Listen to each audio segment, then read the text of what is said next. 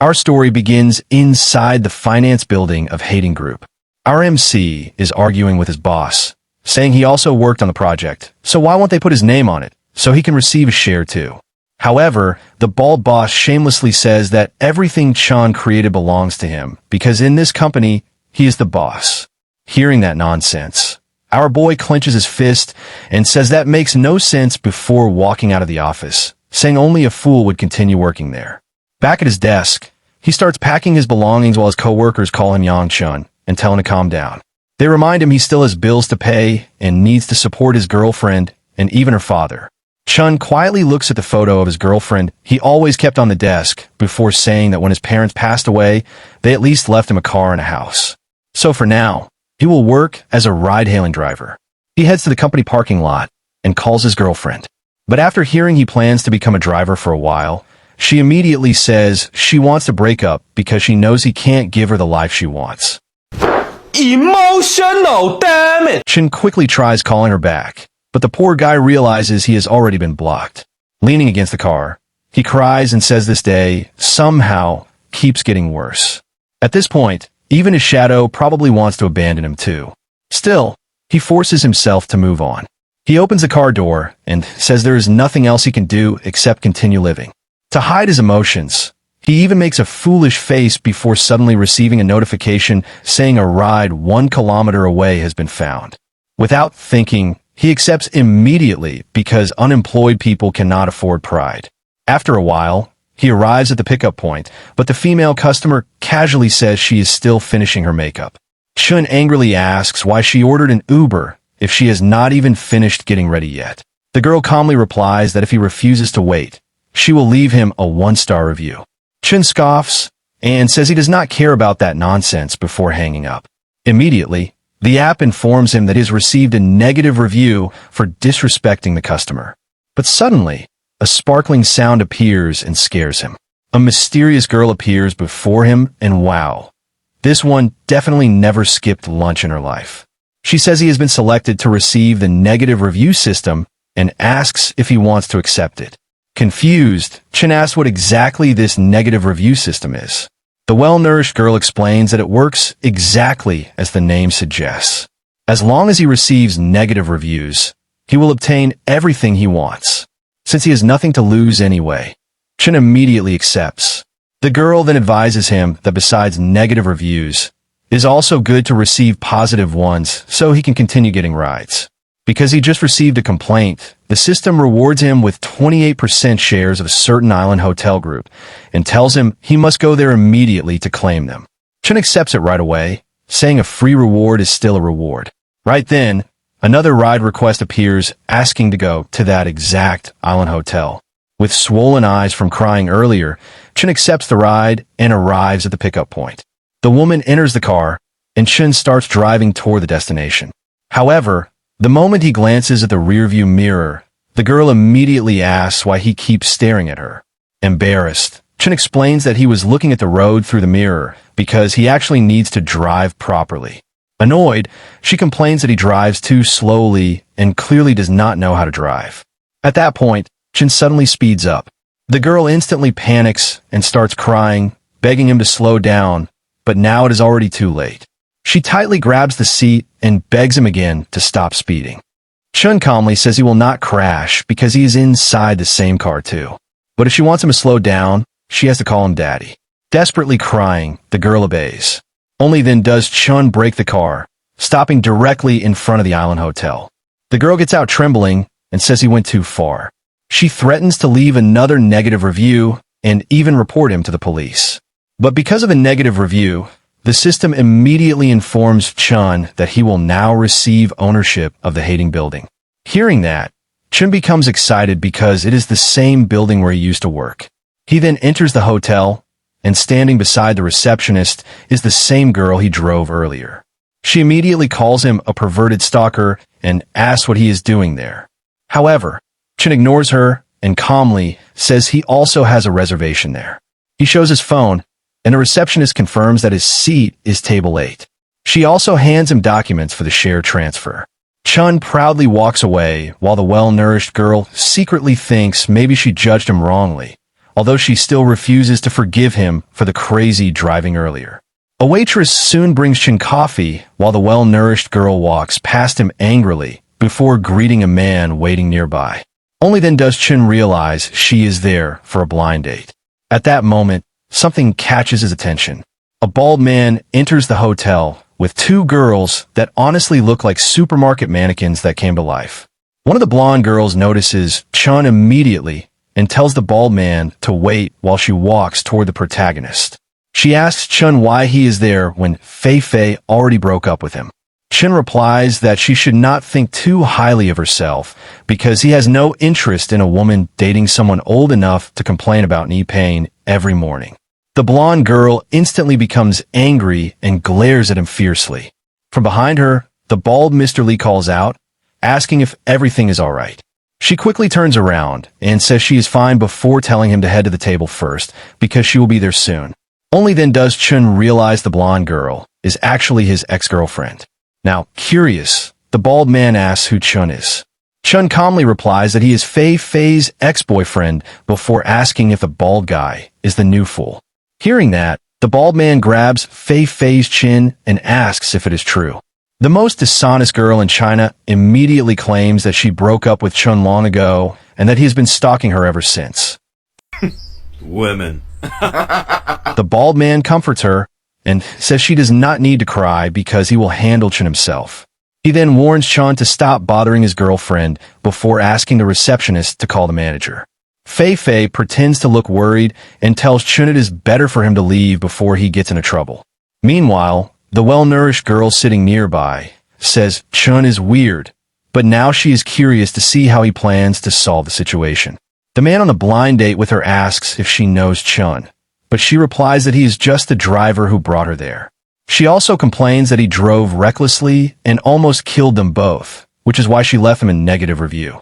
Hearing that, the guy immediately stands up angrily and says he will teach Chun a lesson. He walks toward Chun while the girl tells him to wait. Arriving in front of him, the guy asks if he was the one who drove Miss Wong there. Chun calmly says yes and asks what the problem is. The man proudly says he is Miss Wong's blind date and orders Chun to kneel and apologize immediately or he will be kicked out of the hotel. Chun looks at him calmly and says he is very brave before asking who exactly his father is. The guy proudly replies that his father is the president of an investment group planning to invest in this hotel. Chun simply responds that he is curious to see what exactly they plan to do against him. At that moment, another man approaches.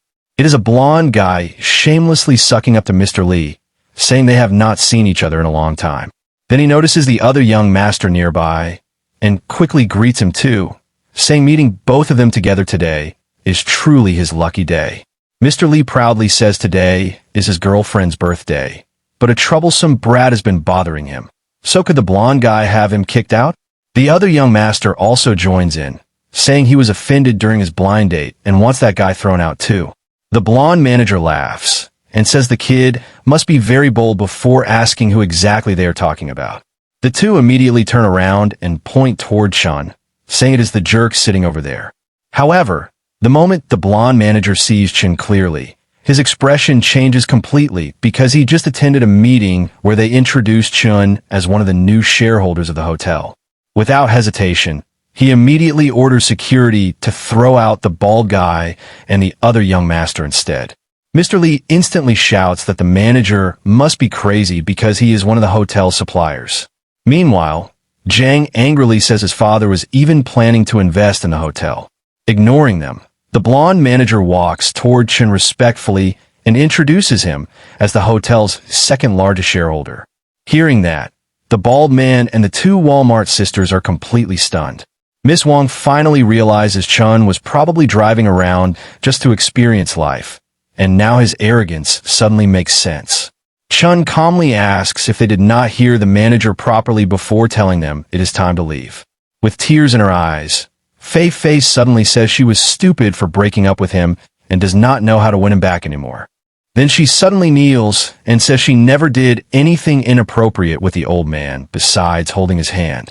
The blonde girl beside her quickly says nobody should trust a gold digger like her and even claims Fei Fei is still pretending to be innocent. Meanwhile, Chun just watches the two women fighting each other like it is free entertainment. Honestly, this restaurant suddenly became more dramatic than daytime television. The bald man hurriedly apologizes and says if he had known Chun was Fei's ex-boyfriend, he would never have acted like this. Already tired of all the noise, Chun slams his cup onto the table and tells the receptionist to throw them out immediately. The blonde manager instantly salutes and calls security over. Soon, everyone gets dragged outside except Jang because the manager explains he is still the son of an important investor. However, Chun says he does not care and tells him to throw him out too. Without any other choice, the blonde manager orders security to remove Jang as well and tells him he is no longer welcome there. Jang angrily says Chun only owns shares in this lousy hotel anyway, and he was planning to leave regardless. He then turns toward Miss Wong and asks her to go eat dinner somewhere else with him. Chun notices that even after being humiliated like this, the guy is still interested in Miss Wong, so he shamelessly interrupts and asks if she would like to go on a blind date with him instead. He even picks up a colorful decorative flower and asks if she wants to chat with him. Miss Wong thinks for a moment before deciding that since both men are rich anyway, she might as well choose the more handsome and entertaining one. She walks over and says that since Chun is being so sincere, she accepts his invitation. Hearing that, Jang becomes furious and says she is embarrassing him. However, Miss Wong quickly changes her tone and says he involved himself in the conflict first, so he has no right to blame her. Jang angrily warns that if she humiliates him like this, she will suffer the consequences later. But Chun casually places a hand on her shoulder, sits her down, and says that if Jang dares to do anything, he will handle it himself. Furious, Jang rushes forward and tries punching Chun. However, Chun calmly stops his fist midway and says that is not how a gentleman behaves. At that point, the blonde manager orders security to throw Jang out as well. While being dragged away, Jang angrily shouts that he will call his father. The guy's been threatening to call his dad, so much you would think he still needs permission to cross the road. After that, Chun pours wine for Miss Wong and says it is nice having dinner with her. She thanks him and says she will remove the negative review she left earlier because of everything he did. However, Chun calmly says there is no need because he actually likes negative reviews since they remind him of memorable experiences. The two toast together while the people nearby stare in shock after seeing Chun completely crush the blonde young master with pure money and status. Miss Wong quickly asks the question she cares about most and wonders how Chun's parents make their money. Chun calmly explains that his parents died long ago and that he currently works as a ride-hailing driver. Meanwhile, Miss Wong explains that she came from the countryside and now works in a luxury store because she hopes to find someone reliable to settle down with in the city. Hearing that, Chun smiles and says there is nothing wrong with a woman wanting to depend on a man because at least it shows honesty. Miss Wong agrees and raises her glass again. After taking a sip, she explains that she treated him badly during the ride because she was angry at another guy who tried kissing her during a date. Chun replies that she was only angry because she did not like the guy. However, she says that makes no sense because she would never do something like that on the first date. Chun casually says there is no such rule. If she wants, she can even do more adult things on the first date too. Miss Wong says she does not believe anyone would dare kiss a girl on the first date. The next second, Chun stands up, grabs her chin, and kisses her directly. Seriously, this guy's confidence level should honestly be illegal at this point. After the kiss, Chun calmly says he will pay the bill and casually mentions that he will be staying in room 1208 tonight before walking away. Miss Wong sits there completely stunned, wondering why she did not stop him. Then she suddenly realizes he intentionally mentioned the room number. Was that an invitation? Later that night, Chun finishes showering inside room 1208 when the doorbell suddenly rings. The moment he opens the door, he sees Miss Wong standing outside. Chun is just about to say something, but before he can react, she immediately jumps onto him. Looking at him, she softly says it is very hot tonight. Chun smirks and says she was the one who started this. Then he throws her onto the bed. The next morning, Chun wakes up and notices Miss Wong has already left. On the table beside him, she leaves a note saying he was a very good doctor and tells him to use the money she left behind to buy himself a nice meal. Chun laughs and thinks this woman is actually pretty interesting. Back at the hating finance building, Chun walks toward the receptionist and says he came to receive ownership rights for part of the company and that his name is Yang Chun. The receptionist instantly becomes excited and respectfully introduces himself as the administrator of the building. Meanwhile, some of the female employees secretly think Chun looks far too young to own a place like this. Soon, another employee arrives carrying documents and says Chun can ask him if he needs anything arranged. Chun calmly replies that he does not plan to change anything because the current administrators seem to be doing their jobs properly. Hearing that, the administrator happily welcomes him again and tells the staff to properly respect the new boss. The employees immediately bow while Chun thanks them for their hard work. After that, Chun asks the administrator for information about the people renting room 50194. The administrator quickly checks the system and informs him that the tenant upstairs has a contract that is almost ending. Chun nods and says they should go upstairs and take a look. However, while inside the elevator, the administrator suddenly receives a message and awkwardly explains to Chun that unfortunately, he had something to resolve today. Our boy tells him to go ahead and handle it, and with that he steps out onto the floor and finds himself standing in front of a door labeled Xinglong Finance, his former company. Everyone recognizes him the moment he appears. A blonde guy asks if he quit and whether he needs help finding a job again. Chun says he's not interested in that and just wants to know where Jean is because he's there to collect his salary. Right on cue, the bald guy appears from around the corner, tells him to stop shouting like he owns the place.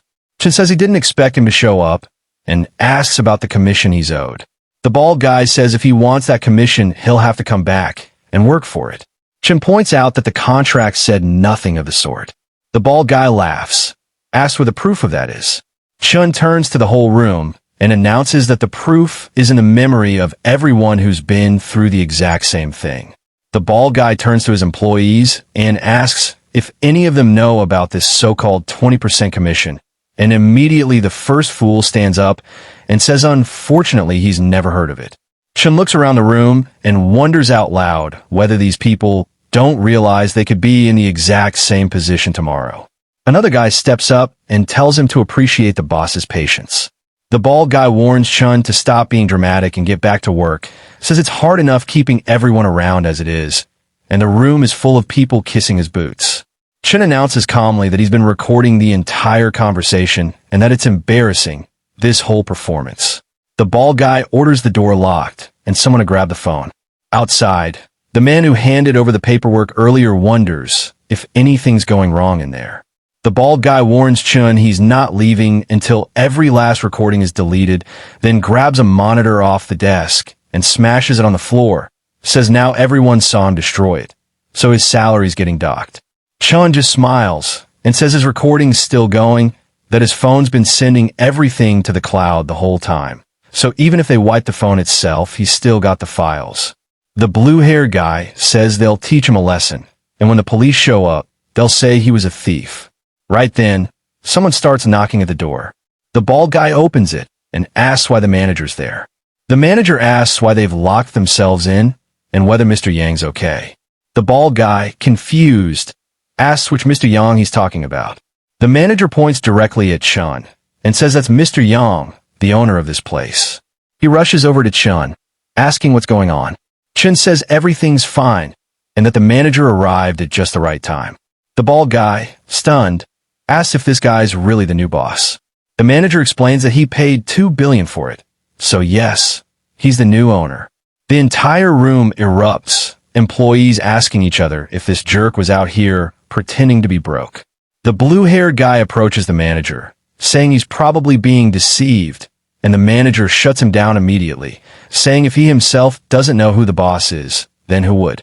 The bald guy rushes over to Chun, saying it's all a misunderstanding, offers to double everyone's salary if they can just forget all of this happened. Hearing that, the manager asks if Chun really used to work there. He then turns to the bald guy and warns him that according to the contract, if the business practices are found to be dirty, they could lose the lease entirely. Chun smiles and says in that case, they'd better all listen to the recording. The former boss, now desperate, begs him to delete it and pretend none of this ever happened. Chun says he's not interested and doesn't want another cent from that place. He walks toward the door, saying he'll let manager Chun handle things from here, but the bald guy runs in front of him asking why he's causing trouble. Chun says simply that he's not the type to give enemies room to recover and tells him to get out of the way. The former boss asks to negotiate, and Chun asks what he's offering. He then turns to the employees and announces that whoever can get Yang's phone away from him will receive 50,000.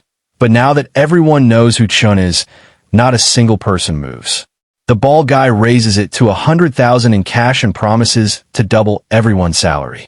Chun just laughs and says that in the end, nobody respects the word of a boss who lies. He pulls out his phone and calls hotel security. 10 minutes later, instead of a few big guys, a group of very large women arrives. Chun points directly at the bald man and tells them to deal with him. The bald guy, sweating, tells them to wait. Chun laughs and says it looks like things are going to get handled properly. He then turns to the employees and tells them to settle their accounts, because when this guy goes bankrupt, nobody's going to see a single payment. At that, the whole room starts talking about everything the boss has done wrong. Even the blue-haired guy who'd been defending him all along speaks up and says the boss has been cutting salaries for no reason. Watching them all turn on him, Chun thinks about how fast people change. The boss gathers his things and warns Chun on the way out that this isn't over. Chun just says he ruined his own career, so he's got nobody to complain to. A little while later, Chun tells the remaining employees he's opening a marketing agency and asks who wants in. The guys raise their hands enthusiastically, but Chun looks at the blue-haired guy and asks if he wasn't the former boss's loyal dog. The guy throws himself at Chun's feet and says he'll testify in court against the former boss if that's what it takes. Chun says he wouldn't take him even if he did, that people like him can't be trusted around, and gives him a firm kick on the backside, sending him on his way.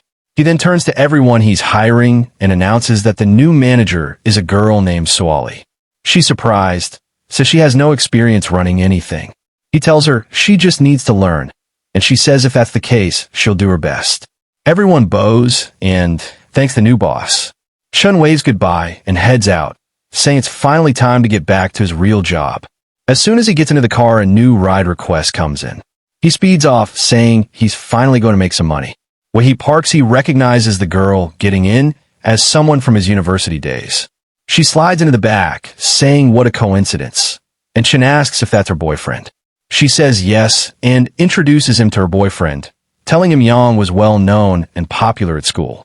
The boyfriend, arms crossed, just says he seems to have done well with the ladies. The girlfriend laughs and says yes, it was honestly sad. He was never single. She asks about his ex, and he says they broke up a while back. It's done. She says what a shame, and he says it doesn't matter. It's over. Then she says she actually owes him one for humiliating her and rejecting her in front of everyone back then.